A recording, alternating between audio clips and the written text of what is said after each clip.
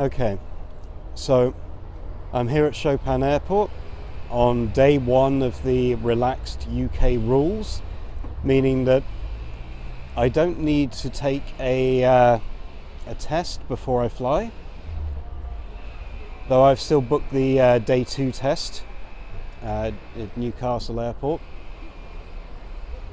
This is actually my first flight of the year, so maybe I'm a little bit anxious, but it's been like a year and a half since I've been to the UK. So I'm hoping that everything goes smoothly. I've filled in my passenger locator form. I've done everything I need to online as far as I'm aware. So I'm just about to check in. It's going to be an interesting trip because I'm going to have to change at Schiphol Airport. But I'm sure everything's going to be fine. Obviously, travelling to the UK is a bit of a hot zone for COVID infections at the moment. So, but I'm vaccinated, so I shouldn't really have to worry too much. But I'll still be careful. I've got my mask, of course. But here's hoping everything runs smoothly.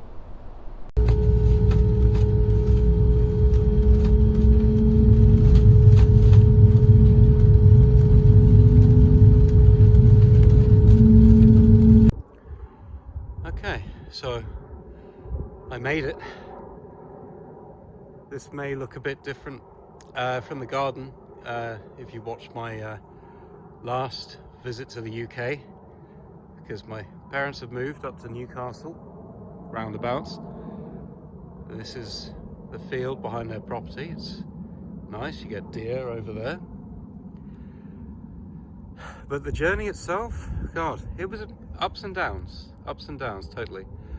When I going through Chopin was so easy, you know, when because I'd filled in the locator form, because I had my COVID certificate, it was really easy to just go through the airport. So getting to Schiphol, where I had to change, was very easy. So I was quite glad of that. Then when I got to Schiphol, there was a nice long walk through to get to my gate. Again, well signposted, pretty easy. But then, it all started to go wrong. As soon as you had anything to do with the UK, it all started to go wrong. What a surprise. So, well, going wrong is a bit of an exaggeration, but it was a bit painful. So after having, you know, registered all my documents and given everything to the people to get to Amsterdam, it was fine. And then they make you do it again. Like there's a whole like extra COVID bay where you have to go in and you do the same thing. They don't test your temperature, they don't give you any kind of, they don't ask you how you're feeling or anything like that. You know, you just show them your passport, show them your vaccine certificate, show them your boarding. Sorry, I'm tired. But yeah, show that like document you fill in online, which is very slow and painful. Then after that, it was okay. You know, they seem to group all the UK people in like this one section for all the flights heading to the UK. At least, I don't know, maybe all the ones going, there was like Belfast, there was Manchester, there was Aberdeen, Glasgow, Newcastle. All of these flights were kind of in this one room. There wasn't really enough seating for everyone, and you know, there were some vending machines for food, and that was about it. But okay, so I got through that, got on the plane, everything was on time, nice. And then arrived back in the UK, and it's like, okay, Newcastle, it's a small airport, but the queue at customs, well, like for passport control, was taking a while. I got lucky. I had a very nice lady who we had a quick chat, and you know, I explained you know, how I haven't been to the UK and I was visiting my parents, and that was lovely. Oh, but there was one thing in the Amsterdam airport which was odd. The moment I told them you know, because they ask, oh, you know, you coming home? I said, no, I'm just visiting. I actually live in Poland. You know, then they asked to see my Polish ID for some reason, which was odd. Then they sent me through customs. It's like, I get the feeling that, like, if you're a Brit who lives in Poland, they instantly assume you're dodgy. I was trying to be nondescript. I mean, I was wearing a black mask. Maybe that was a no-go. But yeah, so I had to go through security again. Didn't find anything, had nothing to report. Okay. Finally get to the UK, get through the passport control again, and get stopped at customs. And it's like, okay, well, I haven't actually got much. I had a laptop bag with me, a backpack, a bag of duty-free stuff. That was it. And then, you know, they took out this little device. Never seen it before, like a little key fob type thing, and they used it to scan my bag. And I was like, okay, was it like a metal detector or something? But no, they took it to the computer, and they said, they came back, you know, slightly sterner, but it was a friendly police officer, but slightly sterner. It was like, do you do drugs? And I was like, what do you mean? I was a bit like, what is going on? And he said that your bag has traces of heroin. And I was like, what the fuck? I was very confused. I was like, no, I've never touched that stuff. And then he took this key fob thing and he ran it on the inside of the bag. And it was like, okay, we have no traces of substances on the inside of the bag. Your bag must have rubbed up against something or whatnot. I'm like, wow. I've had this backpack for years, like absolutely years. It's gone to quite a few countries. I'm wondering where on earth it picked up heroin. But yeah, so that was fun. But then he waved me off. It's like, it's all okay. And, you know, bizarre. But then luckily, you know, like got outside, and then the folks, luckily my dad kind of found me, because I was like looking out to the car park. It was like several car parks dotted around outside the airport. I'm like, where on earth do I go? And yeah, then I saw my dad and I was like, right, okay. So got to the car, a big hug from my mum, and then come back, and yeah. So now I have the fun of going through basically all of my childhood stuff, all the stuff that was in my my old bedroom that's been moved here to Newcastle, and I've got to work out what to keep, what to throw away, maybe what to sell. And I've left plenty of space in my backpack because I'm going to try and take a few more things back to Poland, because I got a bit more space in my new flat for some storage. But God, long day, but I'm glad I'm back. And I guess I'll pick this conversation up for my return journey to Poland to see if I have any interesting things happen there. So stay tuned.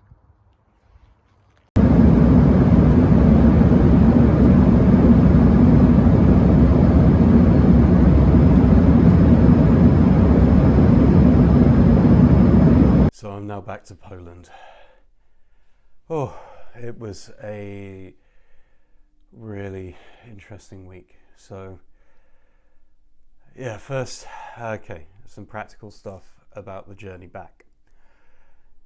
So I was flying via Amsterdam because, well, it was the only way I could get to Newcastle Airport. And I was thinking to myself, I was looking at the regulations and the restrictions and things, and I was like, okay. What do I do about getting tested? Do I have to get tested to go back? For Poland, you don't need to do a test. But if you're coming from the UK and going to the Netherlands, then according to the website, you do need to be tested before you go. And I was like, okay, well, I'm not going to the Netherlands, but I'm transferring through there, so does that mean I need to do something? And the answer in the end was no. So I did it. I had my, PCR test on the Wednesday, and that went fine. I had that at Newcastle Airport. It was very quick. You know, they do the throat thing and the nose thing. I was like, oh. But I had my results actually, I think about 6 hours later, so that was very, very good. And then I had the antigen test because I just wasn't sure. I'm like, at the moment, it's like better safe than sorry. I don't want to get like stuck because I hadn't booked a test. So I took the antigen test in the morning, and again, you go in, they do the nose thing, and then they just check that the results are looking okay, and then they emailed me about 15 minutes later. So that was that. But yeah, when I actually, went to check in, because you have to check in physically now, because you have to show these documents and things. You can't just do the online check-in, which I miss. Basically, they didn't ask for any of that. They didn't care about the PCR test. They didn't care about the antigen test. And in fact, when I was asking people online in like this Brits in Poland group on Facebook, everyone was pretty much saying, you know what, don't even bother with the test. Book something so you've got it on the form, but don't worry about it. And I didn't follow that advice because I'm a cautious guy, and when it comes to travel, the last thing you want to do is mess around. I wish I'd listened, but never mind. Okay, but yeah. So other things. I had to fill in like a quarantine form for the Netherlands. Just a technical formality to say I was going through, whatever. And I had to do this passenger locator form for Warsaw. They didn't really ask to see it. I kind of showed it at the airport just in case. It was kind of weird coming through Warsaw Airport because instead of having the gates, you just you went through and you had like the soldiers basically just asking for your passport and your certificate, your vaccine certificate. So that was fine. The journey at Schiphol, however, on the midway stage of my journey was almost a disaster, because this is the thing. Transferring flights, you still have to show your passport again. And now that I'm no longer in the EU with my British passport, I couldn't go through the electronic gates, so I had to queue up. And I had like about 30 minutes between my previous flight landing and the next one, not quite taking off, but closing the gates. And I was like, luckily they kind of had a fast track line. But even with that fast track line, I had to run for a few minutes in order to get to the gate in time. Luckily, I showed up just as they were letting people in, and I was like, but yeah, when you got, I had a backpack, a laptop bag, I did some shopping at the airport, and it's like carrying all that, going for a run past all these people. God, people must think you were crazy, but I've had the whole running through the airport to get to a plane thing now. But that is basically my journey. I'm going to do a separate video to talk about, my impressions of being back in the UK. But this was all just to kind of give you some practical advice. So if you're flying out, maybe this video will help you. If you have any questions, feel free to post them in the comments. I'll do my best to answer. I'm not exactly an expert, but when you've been through the process, sometimes it's helpful. But thank you for watching. It's good to be back in Poland, but already I'm kind of missing my family in the UK. But do widzenia.